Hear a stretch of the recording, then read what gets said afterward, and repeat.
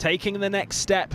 But are these students starting university in Bristol today walking straight into another inevitable lockdown? With around 40 universities across the UK now reporting COVID cases, there's fear that another big drop-off will cause the virus to rise up. I'm worried because about a second lockdown, and I don't want to put people at risk. Obviously very nervous because it's first off, it's a big step in Perry's life and he wants to experience the full student experience. But is this what they've got to look forward to? At Manchester Metropolitan University, 1,700 students are locked down in these halls, unable to leave, after over 120 of them tested positive. It says HMP MMU here. Does it feel like you're in prison a bit? Definitely, because the rooms are just like a little box, so it's literally just like we're being in a low security prison.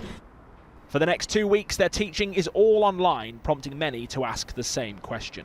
I'd rather be at home doing the online learning than doing it here. It's kind of a waste of time.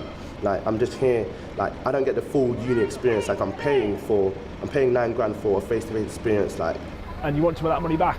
Well, yeah, ideally, I'd definitely want some of that money back. Do you think you should get some of your money back? Yeah. I put that to the uni's Vice-Chancellor. Will they be getting any kind of refund for the more than £9,000 they've paid? We've invested a lot over the last few months in ensuring that we can give our students a high quality, inspiring online experience. And so what we'll be doing is blending throughout the year that mix of online and on campus. So is that a no? It's about looking at the outcomes for students. I think if students feel as though they're not getting a quality experience, then please speak to us. But could anyone see this coming? Well, this document from September the 3rd, produced by SAGE, the scientists advising the government, suggests they did.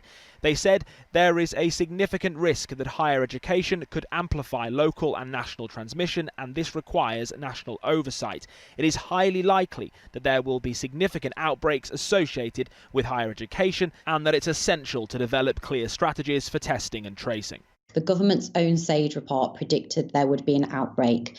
They squandered the summer. They didn't develop a track and trace. There's no sort of universal testing for asymptomatic students. This is a catastrophe of their own making.